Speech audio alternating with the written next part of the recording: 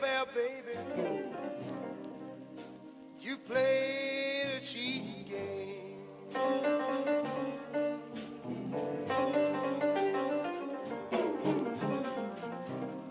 While I was playing fair, baby, you played a cheating game.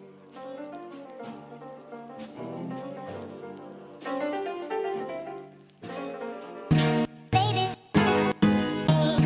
baby, I clowned him. Baby, baby, baby, baby, I clowned him. Baby, baby, baby.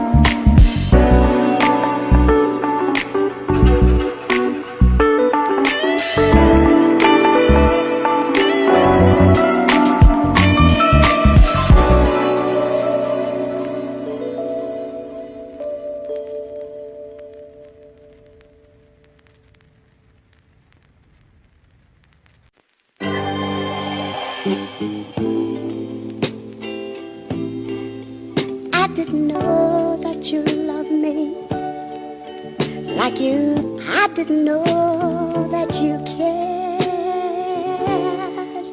like you do. I feel like you do. I feel like you do. I feel like you do. I feel like you do. I didn't know. Feel like you do. I didn't feel that your love feels like you do. I didn't know. Feel like you do. I didn't feel that your love feels like you do. I didn't know. Feel like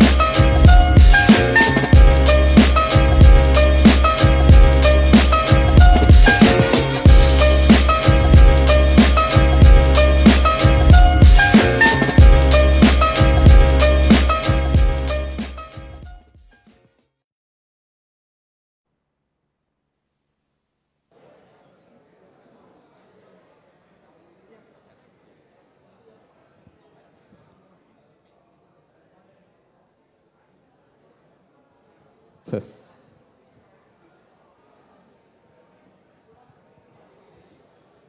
Ladies and gentlemen, if I may have your attention, please. Sawadee Pum. And good evening. My name is Brian Gabriel Joseph, and on behalf of the Common Ground team, I welcome you to Common Ground Central World.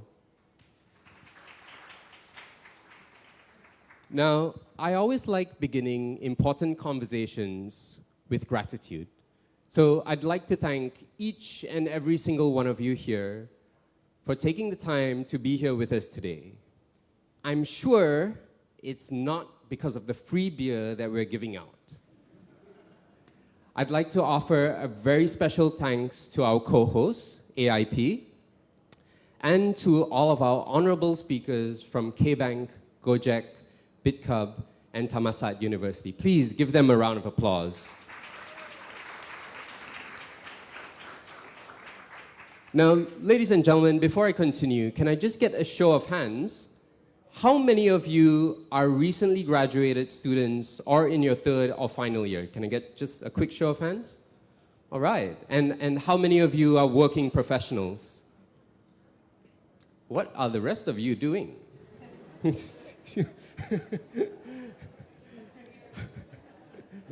All right, guys. So when AIP actually came up to us and asked us to co-host the event called How Students Can Future-Proof Themselves for 2021, we were thrilled at the idea of it because it's always been part of Common Ground's philosophy to support development of each individual student and all of our members. So we've prepared a short video for you guys just to teach you a little bit more about Common Ground and what we're all about. So please turn your attention to the screen above me. Building a successful business requires connectivity, flexibility, and scalability. Beyond our workspaces, amenities, and concierge services, there's a collaborative ecosystem of diverse businesses across all kinds of industries, from business talks to self-improvement workshops, and from professional networking panels to social mixers. Our daily events across our venues are committed to celebrating the diverse and unique interests of our individuals beyond the workspace. Our hundreds of partnerships are also curated just for our members. From restaurants to fitness gyms, and hotels to business service providers, our lifestyle and professional partners offer prime deals that are exclusive to our Common Ground community. Whether you're a freelancer looking for a hot desk or a corporation looking to build an entire venue, we provide the resources to help you get your best work done.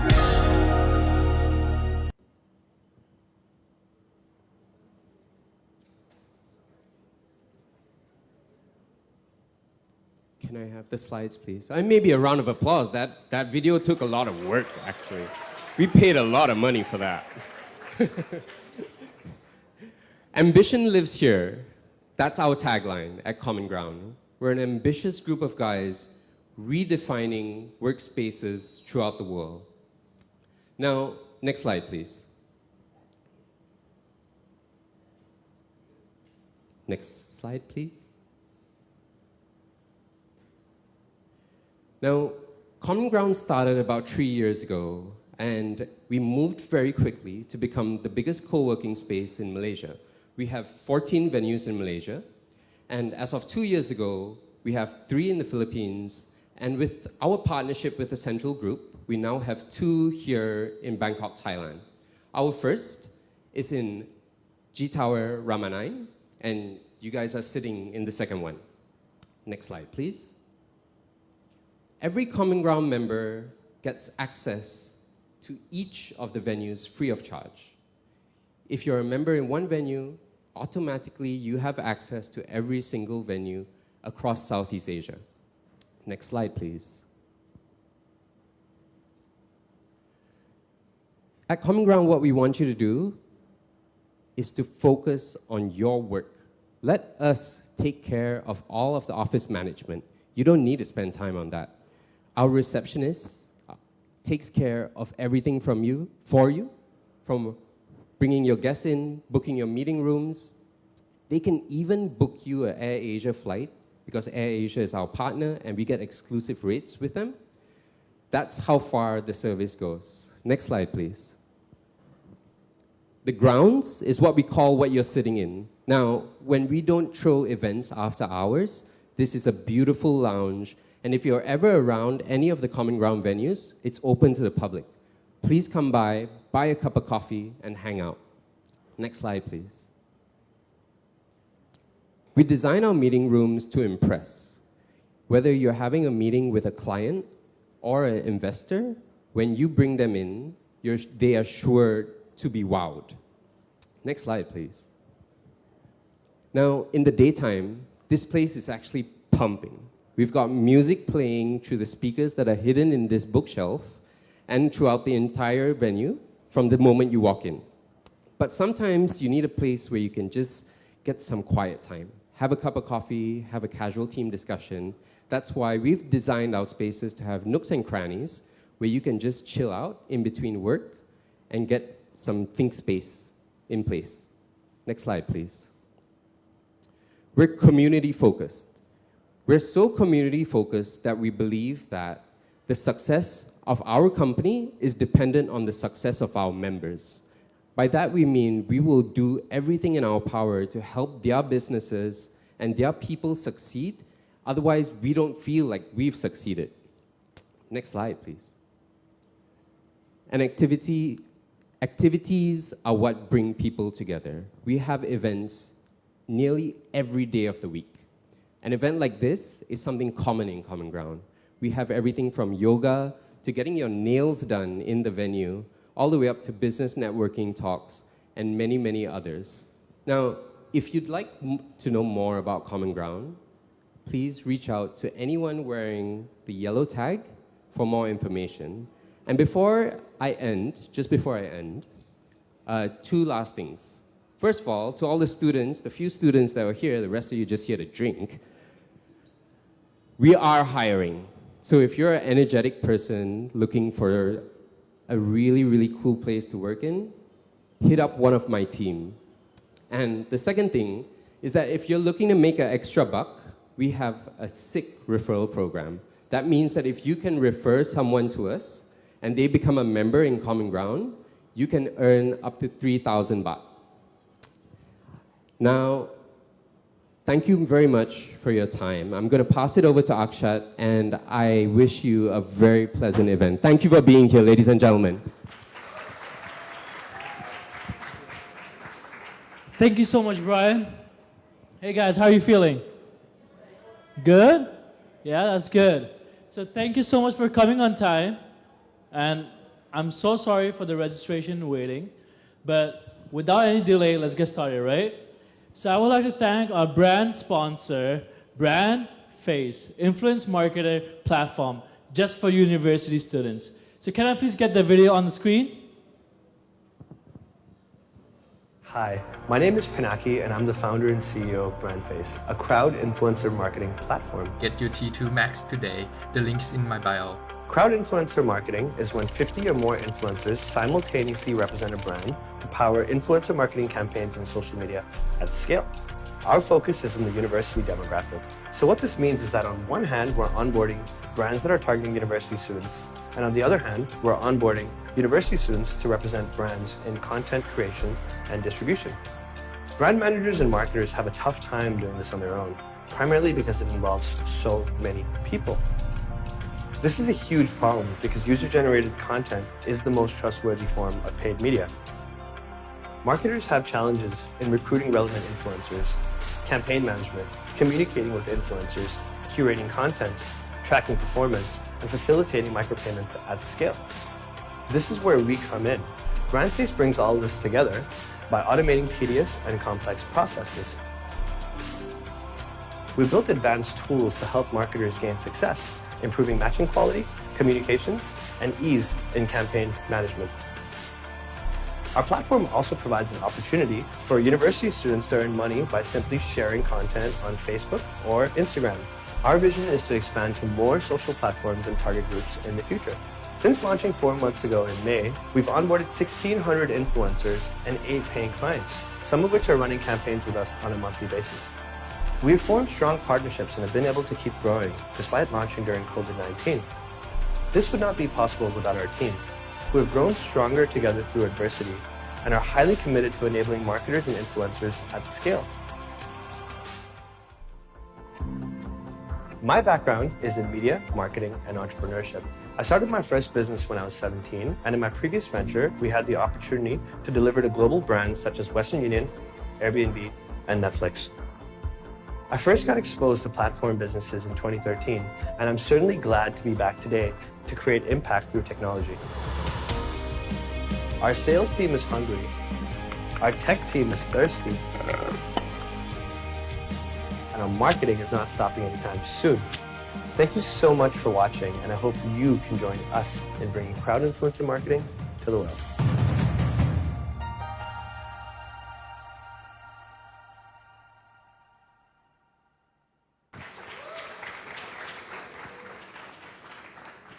Hello. Thank you so much, Brand Face. So, you've seen the lovely video. Now, let's call the founder of Brand Face. Come on, guys, Pinaki. Come on, clap. Yeah? Hey, Pinaki, thank you so much for being here today. And we'd like to hear some few words from you. All right, hello, everybody. Thank you very much for having me here. It's an honor to be part of this event, and also a privilege to be working with university students and brand managers in crowd influencer marketing campaigns. So now we got quite a bit glimpse on what Brand Face does, right? But I want to know from you, how many influencers do you have currently? So currently we're providing influencer opportunities to 2,000 university students in Thailand at the moment. And we're onboarding several more on a daily basis. So all a uni student really needs is 500 Instagram followers and to be 18 or older. So some of you here might already be an influencer on Brand Face. So I guess everyone here have 500 plus Instagram followers? I mean, I do. Do you guys? You don't? Come on, guys. Do you? Yeah? Okay, that's good. So can you tell us, how can these people here join Brand Face? Sure. So some of you may have a brochure, flyer, and you'd see a QR code, so you can simply just scan it. It would take you directly to our Line account, and you can sign up directly online. You can also feel free to come to our booth. We have the QR code there, or speak to any of our reps. All right, that's perfect. So don't forget to go to their reps, yeah? And what can you offer to the marketers, our audience here? Yeah, so we would love to welcome all the marketers out here, so digital marketers, brand managers, even marketing and PR agencies, to test our process and technology. Currently, we're offering a free consultation, and we're also giving a 10% off on your first trial. That's great, right? So when I was walking in, I saw a couple of your team members here. So why don't you introduce them and tell me and tell the audience, what do they do? Sure. So if you're a university student and you have any questions, like feel free to see Ern over there. So Ern's raising her hand up. So Ern, can you raise it up a little higher? Thank you. And if you are a marketer, you might be interested in partnerships or even working with us, feel free to speak to me or May over there, who's raising her hand up. Yep. And yeah, feel free to also visit our booth. We have giveaways, so we're giving away free pens that are made from recycled material. All right, thank you so much, Pinaki. So guys, do visit the booth, do get the giveaway, because I'm pretty sure I'm going to get one of the pens. Yeah? So, Pinaki, thank you so much for being our sponsor. Thank you for introducing all these fellows, Brand Face. Thank you so much. Thank you so much to AIP and everybody here for having us. We would love to be a part of more events like this. And we're also very much looking forward to speaking to all of you and also the panel discussion. Thank you very much. Thank you so much. So this is the time, right, where all of you guys want to know how students can future-proof for 2021. And now, I would like to call our moderator, Ken Jayapon. Hey, Ken. Take it over. Thank you, AK. Lovely to be here today. before we start, I hate to start with bad news, but I guess as you can see here, a picture of Kun Pin Yu from Gojek. He won't be joining us today. He just got hospitalized due to high fever. Yes. Don't worry, only one member of our team have met him before this event, and we practice safe distancing measures, so rest assured, probably no COVID. Yeah. So I'm very happy and thrilled to be moderating this panel today. As Akshat said, my name is Ken. I am the president and co-founder of Asia Internship Program. Oh, yes? I actually forgot to mention one thing. So you do see this QR code, right?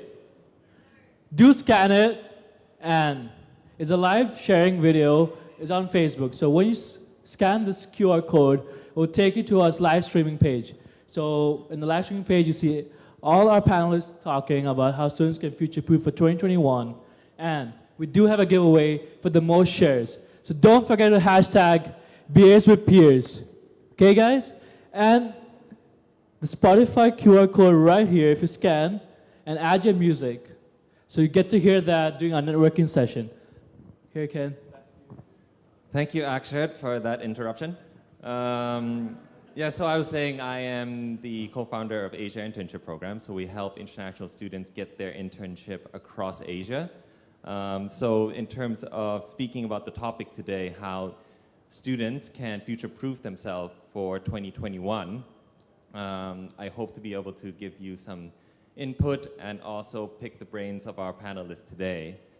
So right now, I'd like to introduce our panelists today, so my peers for the panel. Our first panelist is Dr. Pop from K-Bank. He has 20 years of experience in banking industry. He is the Senior VP of Kasikornbank. Thank you for being here. Our next panelist is, oh, you can sit down. Our next panelist is Kun Top. He is the CEO of BitCup. You probably see his face around in billboards around Bangkok. If you think of cryptocurrency, he's probably the guy that pops up in your head. Our last panelist for tonight, Dr. Pong. He's the director of BBA of Thammasat Business School. So he'll be sharing some input on the academic side. Okay, let me sit down. All right, so just to set the tone of this panel, I'd like to share some figures from a report of the World Economic Forum. So the World Economic Forum estimated that about 65% of primary school students today will be having jobs that doesn't exist in the future. So if you think about it, over half of the jobs that we see today will no longer exist in about 10 or so years. So I'd just like to throw out that statement and see how the panelists feel about it and if you agree and how you would see the change that's coming in the future. How about Kun Top? Okay. Well, thank you for having me here today. I totally agree with that statement.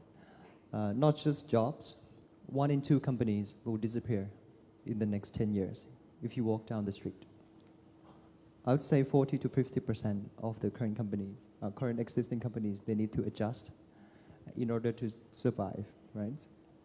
We are living in currently what we call an exponential world. The rate of change, we're moving at a much faster rate every year, right? If you look at the previous data in the last 40 years, the first data told us that the wind power cost has been reduced by 15 times in the last 40 years. Or the solar power cost has been going down by 250 times, right, in the last 40 years. Where most companies are moving in a linear manner, where the world, everything around us, environment, is moving in an exponential manner. Has anyone noticed why 40 years ago, when we were in the universities, everyone said only one thing, one word, right? Innovation, innovation, innovation. Only one word. But in the last 5 years, 10 years, no one has been saying innovation anymore. We've been saying the word disruption, disruption, disruption. That's the only word. Has anyone noticed why? Because these two words are two very different things, right? Innovation is when you're, improving, when you're doing an incremental improvement on existing things, right? It's incremental improvement. We were moving in a linear manner in the past. But once we hit this, what we call the internet century, right? The world is moving in an exponential rate, no longer in a linear manner. And what disruption mean? What does disruption mean? It means that you're, leaving the legacy things behind. We need to change the way we think, right? The way we act, and we create this new thing that has not been existed before. Does not rely on the previous infrastructure, but this new thing, once it arrived, it totally replaced the old things. It can outperform the old invention by at least an order of magnitude, right? And the reason why we have been saying the word innovation in the past 50 years was because the rate of change was slow, linear manner. But once we hit this inflection point, the turning point, what we call the internet century, the world is moving in an exponential rate, meaning that most companies do not have enough time to adjust or to embrace new things or to... I think you have to speak closer to the mic because people in the back cannot hear, I think. Okay, sorry. So, first, it's really loud here, right? Yeah, it is very loud up here. Okay, so the world is moving in an exponential manner, whereas most companies, they don't have enough time to adjust, to reskill, or even to upskill their employees, right? So that correlates to that survey, meaning that most jobs will no longer exist in the next 10 years. Also companies, 1 in 2 companies will be gone. But guys, money just doesn't just disappear out of thin air. It moves pockets, right? Right now there are two big contrasts between the old economy and the new economy. Once the COVID virus hits us, what's happening to the old economy? They're letting employees go, right? Keeping all the cash flow as much as they can, right? Reduce marketing cost. What's happening to the new economy?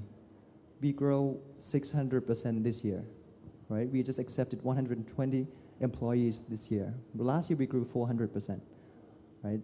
Jeff Bezos, his net worth is like $200 billion for the first time in human history, right? Apple is like a $2 trillion company, has 200 billion of cash, sitting there doing nothing. This money moves pockets, meaning that even though it is a threat to the old economy, it also creates new opportunity for us, for the new generation. We are responsible for pushing the world forward, right? And if you guys, are about to hit the market, right, the economy, do not join the old economy. A lot of people know how to do the old things, old skill sets already. Let them do it. Our job is to make sure that we create new things for the world, right? Okay, so just exploring your thoughts there. So how can we get this money into the pockets of students? So I'd like to throw this question to Dr. Pong in terms of how do you see the university changing to tackle this problem? Because I think this survey has been done quite a few years ago, and I think we're realizing this problem faster than before because of the pandemic. So that's the catalyst of how we see the change today. Thank you, Kun Ken. Actually, I want to re-emphasize what Kun Top has mentioned about what has been going on at the speed of light, I would say. There has been a big disruption, especially in the business and also in different kind of careers. Now, I am affiliated with the business school, and I have been in the education for more than 20 years, but never before that I think that the acceleration of change has actually happened over the past few years. We have seen students interested in, cryptocurrency, Bitcoin. We have seen students trying to become startup owners. And for sure, another thing that I have been looking at closely over the past few years is the changes in many companies. The disruption actually has occurred pretty fast. Now, to answer to the question, well, what do you think universities or actually academic has prepared students in order to actually accept or embrace that kind of change? Dr. Pong, I just got a message that you have to speak louder. Oh, okay. Yes. All right, sure. Okay, sure. Well, we are aware that the change has happened. So, for sure, I want to reiterate one thing, that many kinds of jobs will disappear, but there are many kinds of jobs that will be recreated. So, first thing I like to talk about the skill. Students need to have certain skill set that never was required before. For example, skill set in terms of coding, skill set in terms of digital marketing. This kind of thing actually need to be acquired by students. Now, from our side, our business school actually need to prepare students towards that direction. But for sure, I need to tell you that it's a big challenge. Why? Because this is also new for the teacher. Okay, teacher never have experienced this kind of thing before. If you are experienced teachers who have experience in the industry, then you may be able to adapt. But many of them do not. So this is one big challenge for the academic. All right. But from the student point of view, okay, to wrap it up quickly, I would emphasize on the skill sets that students need to actually acquire in order to adapt to the new kind of jobs, the new economy, like what Kun Top already has said about. Okay, for example, I would like to separate the skill set into two things. Number one is basically it's about internet or digital. Digital, you need to make sure that you are a good digital citizen. You need to embrace change into yourself. Now, if anybody say that the iPad is the bad thing today, I think that everybody in this room would disagree. But how can we make sure that students can use it properly? That the second thing is the soft skill. Now, not only you have a good technical skill, but students need to possess some of the soft skill in order to be able to adapt to the new economy. For example, the problem-solving skill, analytical thinking skill, or the team management skill. So this kind of thing need to be equipped to students more. Okay. So I want to hear the opinion of someone who's been in K-Bank for 16 years and over 20 years in banking. Yeah, right. Okay. So how have you seen the changes in terms of recruitment and the skills of the new graduates joining the industry? Yeah, because I just want to share that because I have worked with the banking industry for almost 20 years since I'm graduated from master degree from the States. Since then, and everything has changed dramatically because of, as Kun Top mentioned about the disruptive, that they changed the way they do the way we do for the business. They have a digital platform that has changed the way we work in the banking industry, right? Just imagine, like in the past, the clients, they approach to the branch, they go deposit money, and they withdraw the money, and we have like the staff to handle all the transaction at the banking, at the branch. But right now, everything, you can do it, everything by the fingerprint from your mobile banking, right? So after the disruptive from digital platform by mobile banking and also like the COVID, the pandemic that will happen, just less and less like staff, less and less are the clients that approach to the branch. So we have the problem that some of the staff they have to reskill and upskill to do the other things that are different from the old style, like a traditional banking. Like in the past, they focus on the servicings, right? And they have to go for the sales skill because we have to go back for the core business for the banking industry, which is you have to focus on the corporate lending, the lending to the customer, corporate or retail lending. And this staff had to be reskilled from the servicing skill to a sales skill. And this is quite difficult, but it is possible if we have to try to motivate all this staff that everything is possible. They have to look in something like a silver lining. It always like mess up when it starts, when you learn for the new things, but you don't have to give up. You have to keep trying, and then you're gonna build up for the skills. Some of them, they can like use like couple of like half year, like 6 months to train for the new skill, or some of them maybe just take longer. It depends on the skill set of the particular persons. But I think it's very important for the kids for the new graduate, for the newcomer. If I just want to recruit for someone to join for the bank right now, the soft skills that are very important for the new kids, they are supposed to have a very strong determination, and they don't give up when they want to try to change in something, because everything is changed they're very agile. I mean, the environment for the working environment is very agile. They have to keep trying. Sometimes they try the first time and maybe they fail, and they have to try the second time and third time until they find the optimal solution for that. Yeah. Interesting you mentioned reskilling. That's actually one of the stats that I prepared today, so I would like to share that. So research shows that 84% of companies in the US are increasing investment in reskillings. Is that what you see happening in Thailand as well? I just give the example of my company, like in the bank that I have worked. I just need to reskill all the staff to do the new job. Then it's totally different from the job description. They don't really describe any this kind of job. It's a totally new one. But the staff, they have to try for the new one and to reskill it. The best way to reskill for the staff, it means they have to collaborate. They have to work together. Sometimes they don't really know and don't understand about the skill, the new skill.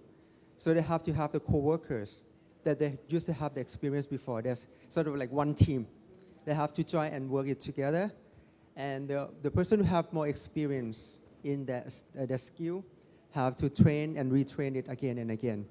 And just do it, the reskill from the real job is much better from the theory, or you just read from the book.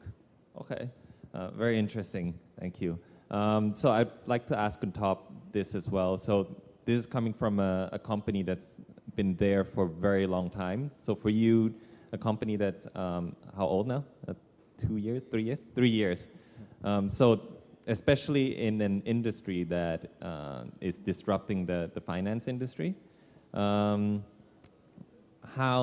do you actually reskill your employees? Because I'm not so sure that there's actually that many people who are that skilled in blockchain to begin with. Sure. To be honest, I don't even remember, where my employees graduated from. I don't look at the, university credentials anymore, because we're doing something very new, right? Imagine 10 years ago, which university taught blockchain? Right? None, right? And within BitCup, we are using over 30 different applications, work-wise. Microsoft is the very last thing that we use. Microsoft Excel, right? So we don't hire people based on skill sets, right? We hire people based on mindset and values, right? And purpose. Those things are hard to change. Skill sets, we all have 2 hands, 2 legs. I can train you, right? Anyone can get better every day. But those that share the same beliefs are more important, because I would say if I only have one area of focus as a CEO, I would focus on HR. I would not focus on strategy. I would not focus on business, BD. If I can only pick one, I would focus on HR. Do you know why? Because companies is what? Companies an average group of companies when an average group of people come together, right, and work on a mission. And the company can only get as good as this average group of people get. If you have a good group of people, then you have a good company. If you have a great group of people, then you have a great company, right? So my job is to make sure that I bring the best people, that share the same values, and we push, everyone every day, everyone to get better with all the new skill sets. These are not taught in school. Right? Where can you learn blockchain in school? Right? Where can you learn all these 30 applications in school or anywhere? You can only learn on the job training. Right? So make sure that we invest in the right group of people that share the same beliefs. That's more important for us. Actually, the best engineers in our company, his name is Goff, right? He graduated from an English literature. But he's the best engineers. Right? You need to have this determination to succeed. Right? Education doesn't stop after you finish school. 3 years of education. Your career is like 30, 40 years long. If you stop your education right after you leave your university, then you only learn one-tenth of your career. And with the fast-changing world and exponential world, whatever courses that you guys take, you will no longer need the skill by the time you graduate. Anyways, right? So it's more important that you find the companies that you share the same beliefs. For us, for example, right, BitCup, what is our core values? Our core values is we believe that everything around us is created by an older generation who is not really smarter than us. We believe that Thailand must move forward. We are the smarter generation. We can influence anything around us. We can change things. We can even change the regulation. Right? This is our core beliefs. We are this minority group of people that people laugh at, right? People ignore. But eventually we will change their industry. If anyone shares this same set of beliefs, I can make them, an A player, because they would have this determination to practice and to get better every day because they're passionate. They share the same goals, right? It's much harder than hiring someone who comes with a full set of skills but are not fully passionate or love what they do. That's much harder, right, to train. So for those, my advice would be to separate into maybe two segments. For those, I would say the more fortunate ones and the less fortunate ones. With the more fortunate ones, the first group are those who, your parents do not need money from you, right? You have no obligation, you have no kids to look after, no family, you can work 24/7, you're still young, right? My advice would be to go and start a company, right? Don't go and work for anyone. Go start a company. I can guarantee within the first year of your startup, you will learn much more than working for someone else for 5 years. Because you have to make sure that you wear different hats, do everything to make sure that your company survives. It forces you to be in an environment that you need to get out of your comfort zone every day, right? Because your parents doesn't need any money from you, you can fail. You have the freedom to fail.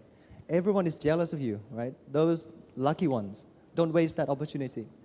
But for the less, I say fortunate ones, do not go into the old economy. 95% of the people think the same way, do the same thing, achieve the same results.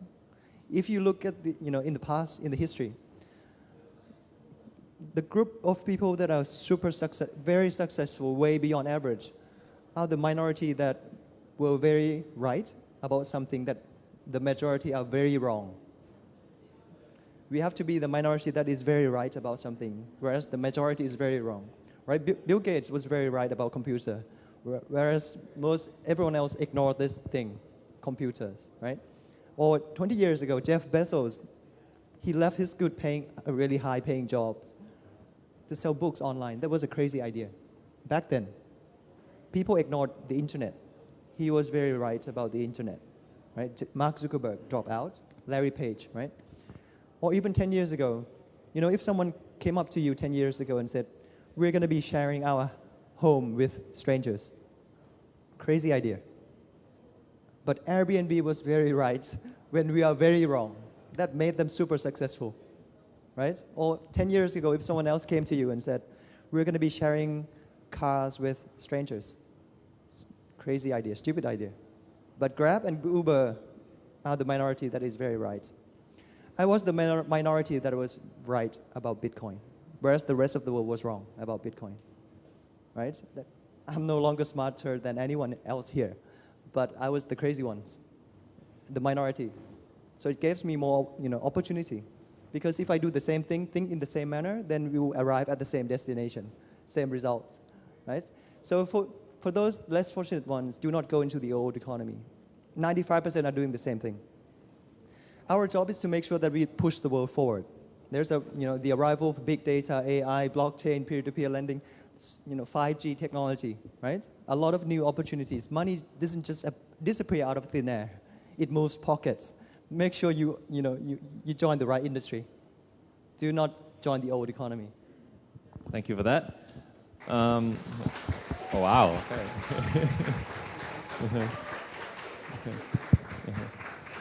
Dr. Pong, so now you're in the difficult situation, I guess, because right now people are reskilling. So what is the university actually teaching that is useful? And how is the university tackling this problem? And is there a system that you talk to the company and find out what is next? Okay, thank you for the question. Actually, this is a very challenging question. And this is one that I always call is disrupting the current education. Well, I certainly do agree that a student needs a new set of skills in order to go into the new economy. And actually, this is very challenging for the school, especially business school, in order to prepare students for that. But there are a few things that I always have told my students. Everything before reskilling, before learning new things, is start with yourself. You need to embrace changes. You need to have a certain attitude that you can learn, right? Whatever, all right? For example, I'm running a business program, and then one of the challenge is I institute the programming language like Python into the program. Initially, I thought that my student would not really want to study any of this, but on the other hand, actually, in opposite way, many of them were really interested in trying to do Python. So the world has changed. So the first thing is, it is you who actually need to embrace changes. You need to think that you can do, the attitude of what you can do. The second thing is, basically, as an academic people, we are always aware that this is the change, that exponential change. So what we can do is we need to incorporate this kind of new skill sets into students in terms of activities. Okay, for example, we have organized many of the business case competition in order to ensure that students get hands-on experience on problem solving.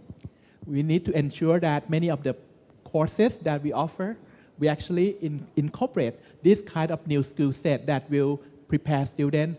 Okay, we have the class on digital transformation, we have the class on AI, blockchain, in order to ensure that students have some kind of initial or fundamental knowledge about that. And another thing that we have done, actually, for sure, we bring in our corporate partners. We ask for the need of the corporate partner, what they want from students, and we communicate this to students to let students know that, hey, this is what the employers want from you. So are you ready to change? Are you ready to equip yourself with new skills in order to prepare for the work in the new economy? So this is what a good business school should be doing. And we are going towards that way, especially if we are disrupting ourselves. And we know that if we do not disrupt ourselves, one day we will be disrupted. Okay? So this is something that I think the good business school should be doing toward that way. Thank you.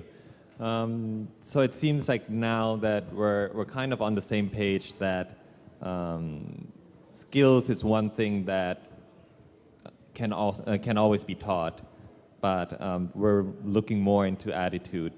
So I'd like to share a quote from an author and motivational speaker, Simon Sinek. So he said, you should hire for skills. You should not hire because of skills. You should hire for attitude, because you can always teach skills. So now we're in the difficult situation again where how do we actually know who has the right attitude, and like, can we actually teach attitude or foster or inspire? And whose job is it to do it? Is it from the parents or is it from the school side? Can you actually get it within the company? Anyone on the panel like to start off on this question? Sure. Can I start? Definitely. Okay. Attitude. Sorry, what was the question? So the question is that Simon Sinek said that you can always teach skills, but you can't teach attitude. So you should always hire for attitude. So can attitude be inspired or fostered, and can it be done later on in life, like when you join a company, or is it at the university stage, or even before that? Okay. Yeah. You know, for anything in any industry, the ratio between good to great is 99 to 1. Right? 99% are good, 1% are the greats. Right? I don't know if you guys watch football, but I love football. You know, in the last 10 years, there were only two great players, Cristiano Ronaldo and Messi.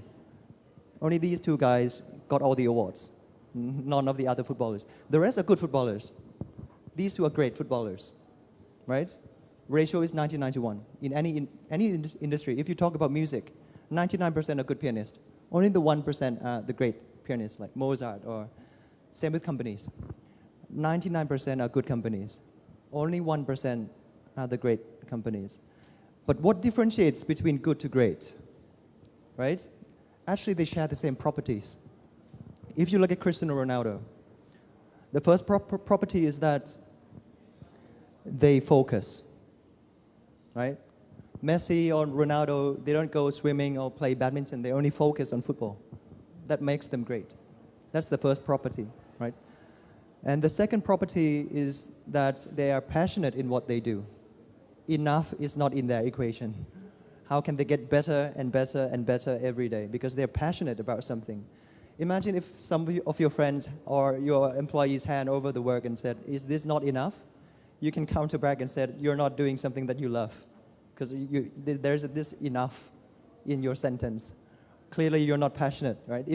Have you guys ever passionate about something? Enough is not our word, right? How do we get better and better every day? Because we're passionate about something. You know, Cristiano Ronaldo is the first one to arrive in the training field and the last one to leave. He has the required talents, but he also worked harder than anyone else's. And the last property is that there's this purpose beyond profit, right? LA Galaxy cannot buy these two players, American League. They have this, money cannot buy these players. They have purpose beyond profit. Same with pianists. They don't go play drums, guitar. They only practice piano, passionate about piano, and have this purpose beyond profit. That's what makes them great. If you talk about companies, right? What makes great companies? First, they focus. They don't diversify, right? Footballers cannot be great footballers if they just go play swimming, play badminton. Same with companies. First property, you focus on what you do. What is your hedgehog? What's the reason why your company exists in the first place? What are you good at, right? The best at in the world. And the second property is that they're passionate in what they do, right? It's because they have this ownership and beyond qualities for every employees within the company. And the last one, they have this purpose beyond profit. So when you choose a company, you can easily tell if you're about to enter a good company or a great company if you notice good companies, they don't have purpose. Their purpose is to make money. That's all. And if their purpose is to make money, they would just throw money at you, OT, bonuses, just to keep you at the company. They motivate people, but they don't inspire people. But great company, they don't motivate people, they inspire people. That's the difference, right? They don't give you OT. They share the same set of beliefs and purpose, right? For example, at BitCup, there's this big, hairy, audacious goal. We said that we're going to be the first generation of players that create the new generation stock exchange for Thailand. You can brag, you can tell your grandchildren that once in your career, you're part of this team that create the new stock exchange of Thailand, right? There's this, inspiration within the company. But if you start a company that sells T-shirts online, create a company just to make the most profit, then that's a good company, not really a great company, right? Then they would motivate you by giving you bonuses, OT. You can't really keep great players. You can only keep good players. So when we hire, people based on beliefs, core values, we are the crazy ones, the ones that people laughed at, the one that people ignored, but we're going to be changing the industry in the future, right? And so we share the same set of beliefs and purpose. What's the purpose beyond profit here? If we are all a billionaire, why are we doing this thing today as a company, as a group of people coming together? So once we share this, then we need to agree on the way we work. Culture. Culture is the way we work. Do not get confused between three things, right? Core values is the same set of beliefs that are born with you or your life experiences. These are very hard to change. So we hire based on values, same set of values. Purpose, what's the purpose that, after 100 years, 100 years, they cannot be changed. The founder's principle, the purpose of the company. Then the last one, the culture, the way we work. We need to agree on the way we work also, right? Are we going to maximize velocity of communication or information here, or are we a private, top-down company? It depends on which, culture works for you. At BitCup, we have this culture team, right? And the culture team's job is to stay after 7 p.m. every Thursday. We have this Thursday. And we would not debate about work. We would debate about culture, right? And we need to make sure that everyone works in the same way as a company. So after a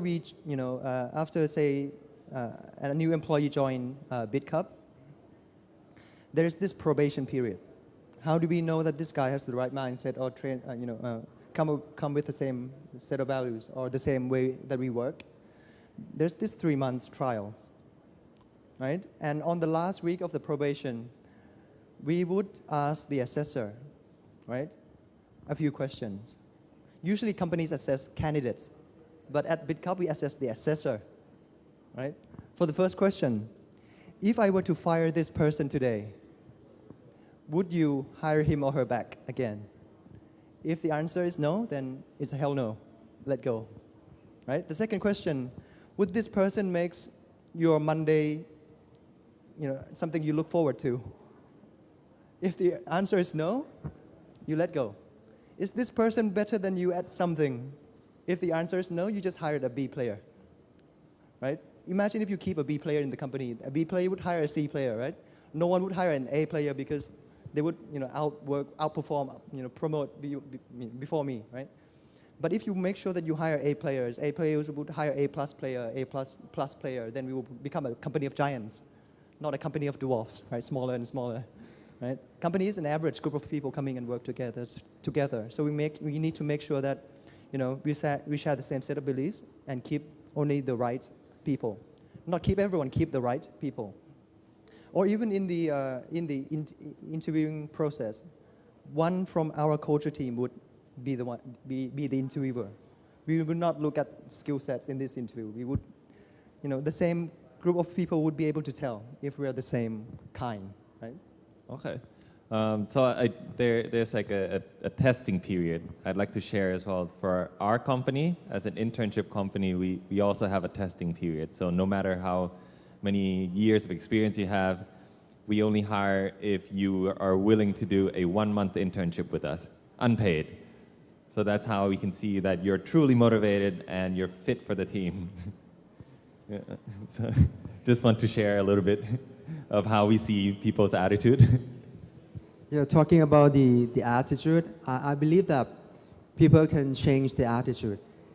In the situation they have something they have to impact their work, they have to change in something. We have to accept the truth that people always resist to change because they have their own comfort zone, as Kun Top mentioned, right?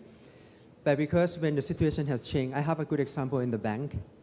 COVID-19 pandemic is a very good example that we have to change the way we work every month, because they're going to have something new. The good thing is that when they have something impact their work, and if they want to change their attitude or not, we have to collaborate, and we have to make sure that they work in a teamwork.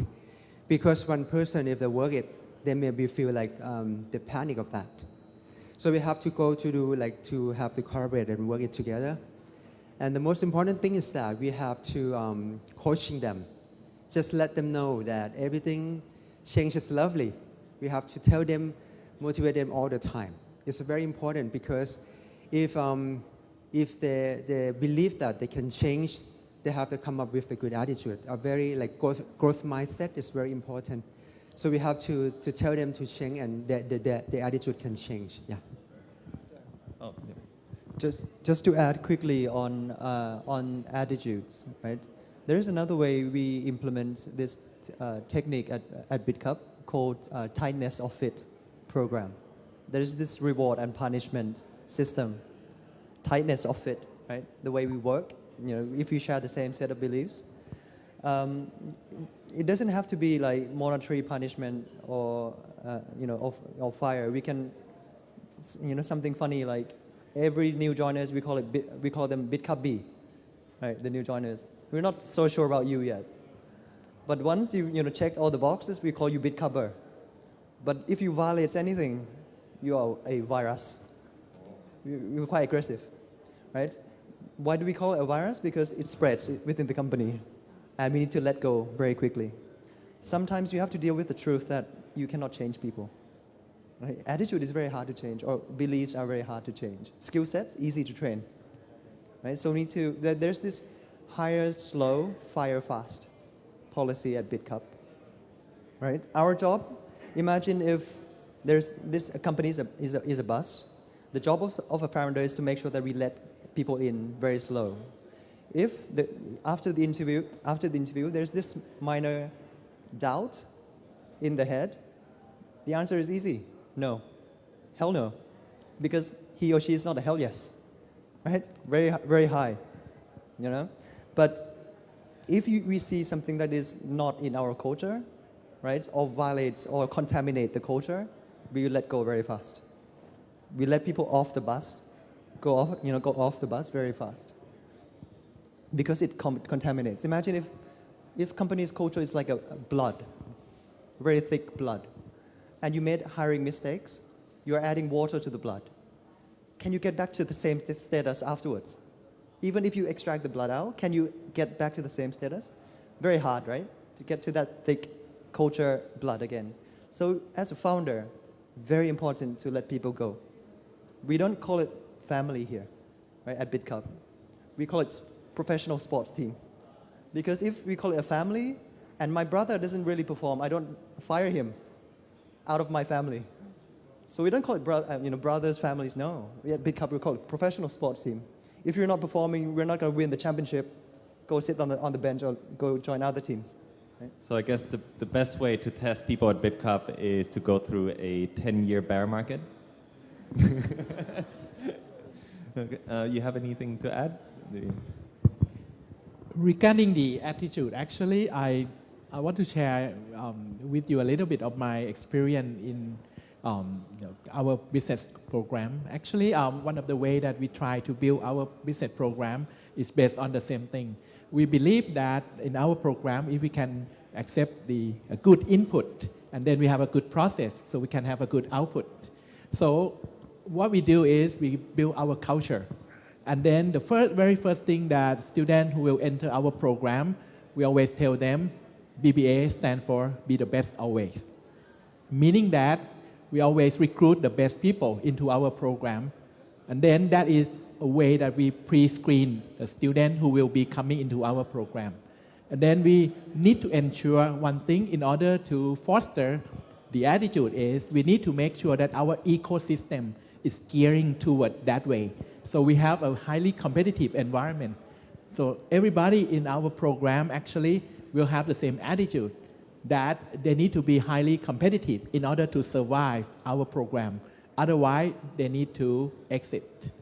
So if you ask me about how to build the attitude, basically, it is all about the screening process. It is all about the ecosystem, the culture, the same thing, the culture that will shape the way that people will think about it.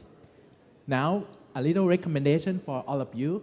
I believe that all of you who are here, you have the passion to be successful.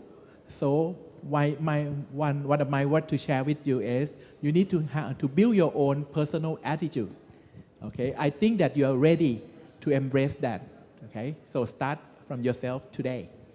And we got a lot of aspiration from Kun Top today as well. Yep. Now I would like to open up the floor for anyone who has any questions for the panel. Feel free to raise your hand and we'll get a microphone to you. Don't all jump out at once, please. Yeah. Oh, yes. Do we have another microphone? You can use mine. Hello. Okay. Thank you. So my name is Prin, and I'm not a student. I actually have my own business. So an online English school called Prin English. So this one is actually a question for both Dr. Pong and Kun Top. So it seems like you're coming from like the opposite directions. You know, actually I have read all of you guys' profiles before coming today. So from Kun Top's point of view, it's more like, you know, tech-led startup type. And from Dr. Pong's side, it's more academic. And so from what Dr. Pong said, right, from the academic side, you have changed to be more compatible with today's and future's world. And from Kun Top's side, you said that you hire without caring for degree. So I think there's this middle ground that, you know, maybe the degrees are not important anymore. So I would specifically like to ask Dr. Pong, how would like universities adapt to that reality, you know, when companies are no longer focusing on degrees, but we still have universities and we still have faculties? Thank you for your question. This is a very, you know, intriguing question, and actually, these are some of the things that we have been asked before. In the future, if you ask me, yes, I do agree that the education is quite endless. Students can pursue education anywhere, anytime, 24/7. We have the online courses offering for students. So the job, what is the position of the university? From my point of view, still our mission is still to build the business students. So our job is to ensure that students have enough skill sets to be ready for the new economy. Now, for sure, the point is, one of the simple questions, do you think students will need to go back to school before going out and work? So what we prepare students is not only the technical skills, we prepare students to become mature people, you know, to become the business professionals. So I think that we still have duty to do that. But it's the choice of students who choose whether to come to school or whether to educate themselves through the online platform, or whether they may go actually take the on-the-job training in order to be well prepared for the new economy. But still, I think that the responsibility of the academic is still there, but we need to adapt. And then we still think that many of the students still need to come to get their fundamental education. But then in the end of the day, they may want to apply that education to their job. That is up to them. But I still insist, I totally agree that right now education is endless. Okay, it doesn't mean that once you graduate from school, then your education is finished. No, never. Okay, even myself, I have graduated many years ago, but every day I still think that is the learning for me. Okay, so hopefully that answers your question. Any other questions? Yes, it's difficult to get the microphone to you, so maybe you can just stand up and shout out your question. Oh, no, this one.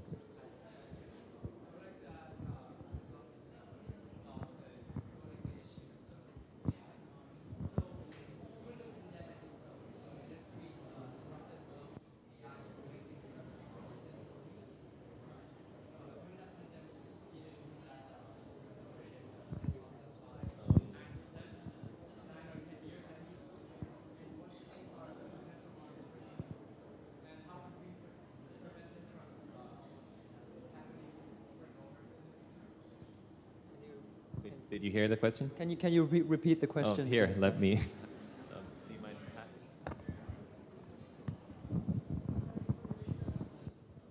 Hi. So the question to Mr. Top is, what do you think about the AI that's going to replace humans' job in the future? Ever since the pandemic itself, it has accelerated the process by 9 or 10 years. So if AI were to one day take over the jobs of humans, what could be the potential or effective ways that the government or the whole world can act on? That's a very good question. It's the evolution of workforces, actually. If you look back in history, there is this one particular occupation where he or she needs to get up earlier than anyone else's with a stick, and he or she must walk around, and hit everyone's window to wake people up before the invention of alarm clock. Right?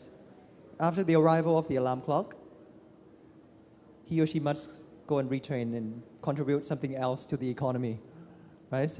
So we had this agricultural revolution where people used to work at farms.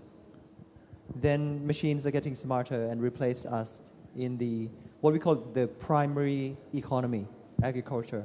Right? Then it freed us from agricultural, demand, right? So people migrated to the secondary economy, the factories. Then the machines are getting smarter. It replaced us in the secondary economy, machines in factories, manufacturing. Then we have more free time now. Then we created a whole new industry called the service sector, right? So we can contribute new things for the world, service sector. Now the machines are getting smarter and smarter, and at this point, they're coming to replace the tertiary economy. It's the evolution. So people just need to reskill and upskill and make sure that we, bring values in other ways forward. But I think we're better off than not moving forward. Look at the average, or look at the lower, class group of people right now. Their standard of living is still much better than the rich, high class group of people 100 years ago. We get more access to chocolate, to ice cream, to bread, because productivities are going up. Productivity is going up every year with machines. Less input, more output. Less input, more output. It's not a zero-sum game. What does it mean? It means that in the future, if machines can work much better than us and more effective, right, at a much more effective rate, we need to inject less input. We achieve way more output. It's not a zero-sum game. Everyone is better off. It may, escalate the inequalities between the one that can adapt and get hold of the latest technology and be able to change themselves, and those who are lagging behind. But, overall, big picture, we have more outputs more productivity, it's going to be a big win as we evolve in the future. But there's this big debate happening between Elon Musk and Jack Ma, right? Elon Musk was saying we should stop AI now because the reason why we're controlling gorilla is not because we're stronger than them, but we're smarter than them. We're on the top of the food chain because we're the smartest species. And we're about to create an even smarter species, AI. Could be feeding on human in the future. We should stop this race now. But Jack Ma was saying that, right, we leverage technology to achieve higher output, right? The way we use heavy machines to lift things in the past. Why can't we leverage machines in the same way to leverage our thinking with AI? So even Jack Ma and Elon Musk are still debating, so I would probably not gonna answer your future prediction. Thank you. Does that answer your question? Okay. Yes. Well, yes, blonde hair in the back.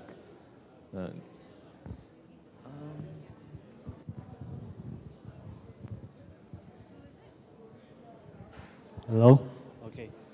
So I wanted to ask, like, the Airbnb example you gave us, like, they used basically like being the middleman between customers and people who want to earn money from Airbnb.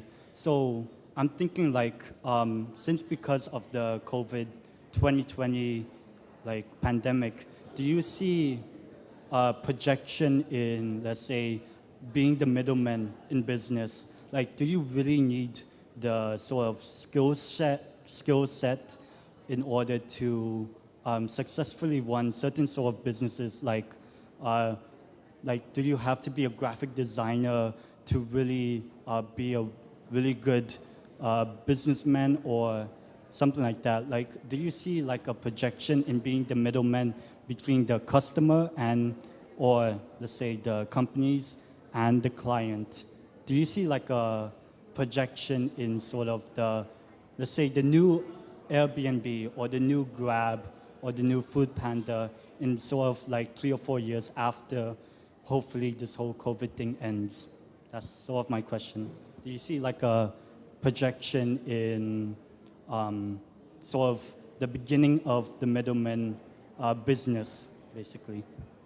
So you're saying, is there going to be a change in trend where maybe within the past 10 years, there's always this middleman business going on? Because let's say there's been a lot of research on how drop shipping has become a very popular thing in terms of being the middleman between the people who want to sell products and the customers. So I feel like because of the whole COVID thing, that perhaps maybe instead of products, that hopefully, let's say businesses or clients are looking for services instead, basically. Okay. Yeah. So do you see a projection or sort of this sort of business startups becoming more of a middleman business than, let's say, within sort of business thing? Yeah. Okay. Anyone want to take that question?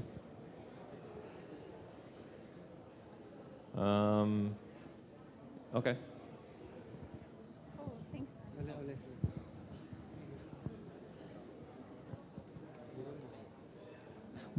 Okay, to answer your questions, you have quite a bit I can different rephrase dimensions. it. Basically, he's trying to say, is there going to be a growth in the middleman business? Like, for example, Airbnb are the middleman for like hotels, and then Grabs are like, they just the service for like the drivers and then the restaurant. Like, do you see the growth in that business? Sure. So it depends to answer your question, it depends if that middleman is useful or not, right? And does this middleman deliver the right values? What does Airbnb sell? Most people usually compare Airbnb and Marriott, competitors. but they actually sell very different products. Do you know, Marriott sell what? Standard room. They sell comfort, right? But, you know, millennials, we believe in different set of values to Gen Y or Gen X, right? In my generation, for the first job or the first job that you get, what is the first thing that we buy? We treasure cars, we treasure houses, we buy assets. What do you guys buy when you got your first job? No one is buying cars, no one is buying houses. We buy experience. We treasure experience, right?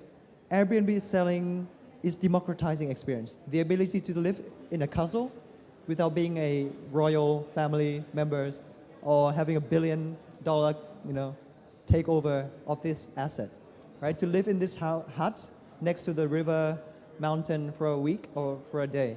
It democratizes experiences. So they understand customers. They understand the change in values. Right? In the future, the biggest group of customers are millennials, the one with the iPad or, in their face already when they were born, right? Not Gen X, not Gen Y. So in order to see if the middleman business will continue to survive, we need to look back and ask, are they delivering the right set of values to the right group of customers? Do you really understand your customers and what they believe in? Do you deliver the right product? If the answer is yes, then you're going to be a very useful middleman. You're going to survive. But if you're selling expensive things, very slow, very inefficient, you're eating up this deadweight lost in the ecosystem, you're the useless middleman. You're not going to survive in the long run. And some people might say, Airbnb is taking up all my opportunities. Grab is too big to fail. What am I going to do? Like, all the previous generation took everything from us. I don't think that's the case. Because imagine if Bill Gates, he created this computer industry thing with Steve Jobs, right? Jack Ma is not complaining that Bill Gates took all his opportunity. He created this new thing called e-commerce with Jeff Bezos, Alibaba, and Amazon, right? Mark Zuckerberg is not going to be complaining that Jeff Bezos took all his opportunities or Jack Ma took away all their opportunities. He created this new thing called social network. Then this guy, Uber and Grab and Instagram, are not complaining about Mark Zuckerberg taking everything away, all their opportunities. Same here with us. Don't complain about Airbnb or Grab. I'm sure there'll be a new platform that changes the way we, consume things that, connect with us better in terms of values, because values changes from generation to generation. Thank you. All right, just close there. We have 15 minutes, so let's make it quick. I'd like to thank all of you for hosting this, but so I'd like to start off by saying that I really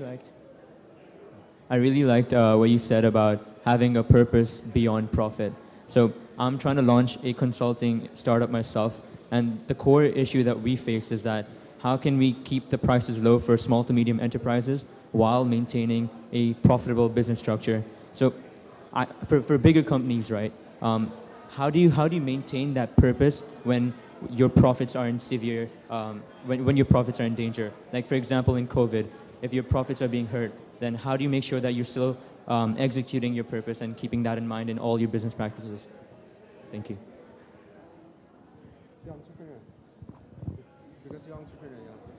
Sure. So there's these 3 circles of intersection that gives you the right purpose, right? The first circle, what are you really passionate in? Do not copy others, right? Be authentic. What are you passionate in? What are you the best at? If you're good, go do something else because you're not going to be great players. What are you the best at? What gives you the economic values? What do you provide in terms of economic values to the society? Then that gives you the purpose. If you're providing a consulting firm and you cannot compete on the price or the quality, then you're missing one of the circles here, right? Either the economic values are not really the best teams you are having in the company right now. So, most companies are panicking right now because of COVID, and they see their competitors launch new things, right? Delivery service, I will do delivery service too, without, by forgetting who you are. Yeah. We need to make sure that we change and we do not forget the founder's principle of what's the reason why your company exists in the first place. And the reason why your company exists in the first place is because you gather the right group of people that provides this thing that you are the very best at. No one else can do this thing better than you. That provides values to the economy and you are also passionate about. That's your purpose, right? Can I have a follow-up? Yeah. So how do you recommend that students build this mindset of, keeping all these things in mind? How do you think that students can build the mindset that you're talking about? Starting a company is really hard. It's not like in a movie or in a media. I don't know if you guys heard of my story, but I was called by the anti-money laundering officers, the Bank of Thailand. Yeah. Called me in, wrote me a letter, right? Investigation letters. Even the R&D revenue department came to me. Imagine Bitcoin 7 years ago, right? I graduated from like a very top university, very fortunate one. I was fortunate, but with all these things, we had big arguments within the family, very painful. So if you want to start a company, make sure you're really passionate about something. If you're not really passionate about something, any sane people would give up. It's really hard. It's a long journey. If you are able to tolerate, persevere, you're going to be a great entrepreneur. So make sure before you start a company, right, make you think carefully, what is your purpose? What are you passionate in? Is this thing going to provide good economic values to the society? Do not just jump in just because I want to start a company, because there's no purpose. Yeah. You're just going to start a company to be beyond successful than the average. You have to find something that is unique, the important truth. For example, myself, I was very right about Bitcoin. When the rest of the world are wrong about this thing, it gives me tremendous opportunity. We are one of the biggest fintech and the most profitable fintech in Thailand because we are the crazy ones, right? If I were to start a bank, I would lose, right? So go and be the minority that is right. Do not join the majority. The second advice, stick to your vision, because everyone has different experiences that shape who they are. I'm sure my parents, they are worried about me. They top, go and shut this company down. Why are you laundering money? See, the anti-money laundering officers send you a letter now. Go join a company. You graduated from Oxford University. Why are you laundering money, right? If I were to listen to my dad, cryptocurrency's adoption would not be this fast in Thailand without my company, right? So I persevere through and really believe in the vision. And one of the entrepreneurs that I knew, I don't know if you guys know the Similar website. His web, nothing happens for the first 10 years, 7 years. Any sane people would give up in the first maybe 4 years, 5 years. But on this 8th year, crazy growth. Timing, is also very important. So make sure that you stick to your vision and persevere through. I think all the great entrepreneurs share the same thing, perseverance. That makes them success, right?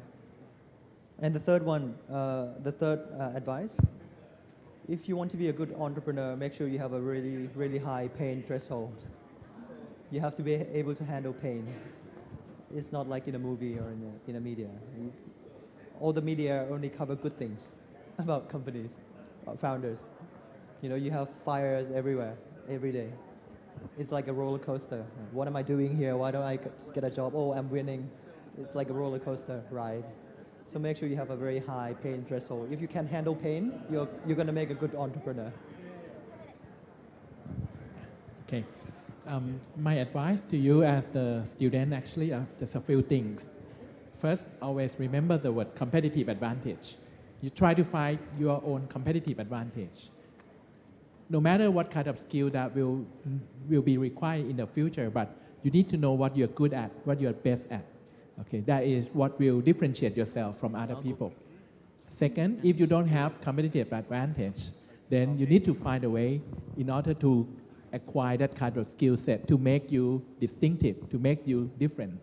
So that is something that will actually help you not only after your graduation, but actually to your entire life. So this will actually make you actually differentiate yourself from other people. And no matter what kind of job you want to do, no matter being an entrepreneur, being working for some of the office or people, if you have something that really differentiate or have your own competitive advantage, I think that you will be best at that. So that is my advice. Thank you very much. Can we have a round of applause for our panelists tonight? Like I said, they'll be here throughout the night, so if you have any questions, you can approach them directly and have a more personal talk with them. So I'll pass back to Akshat. Thank you so much. Thank you so much for listening, guys. Hold on for a second. Thank you so much, Ken. Thank you so much, panelists. You can go take your seats. Thank you so much. All right, guys. I know you smell this terrific smell of pizzas. I can smell it. But before I introduce you to our pizza sponsor, I want to know, how many of you guys are university students? Can you please raise your hands? Higher? Yeah? All right, guys. If you're university students, please scan this code. Still not up there. Right here. This is a code to brand face line.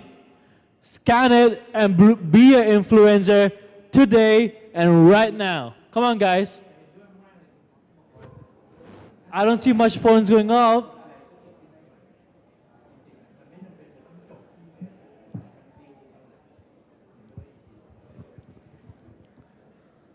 So don't forget to visit Brand Face at the booth right at the corner at the entrance. And not going to make you wait more, I would like to call our sponsor, Soho Pizza. Can I please have Deandra here? Hey, Deandra.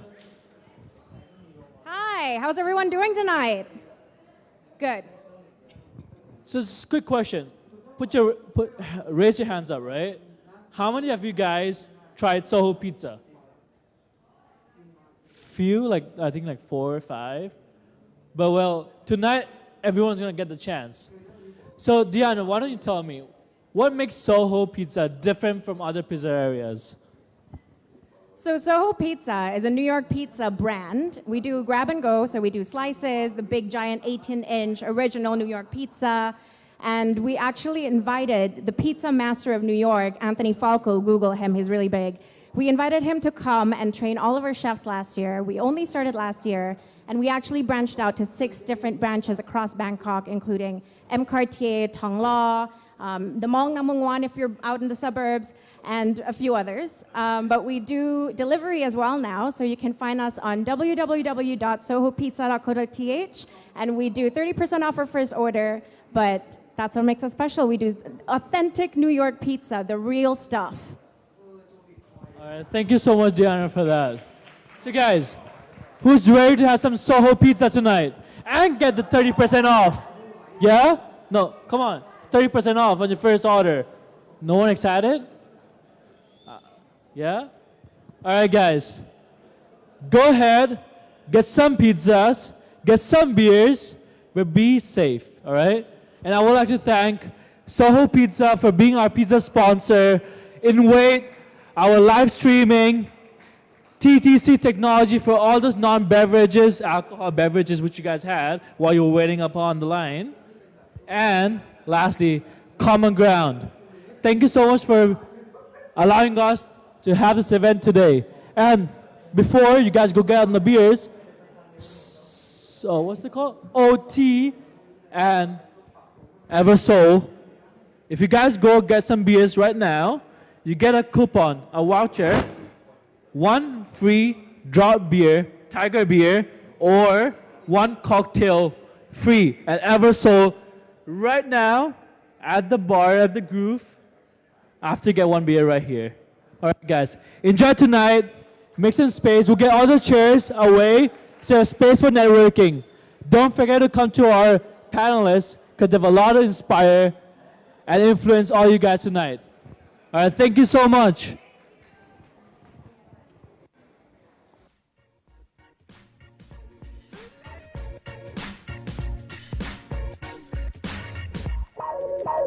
Thank you.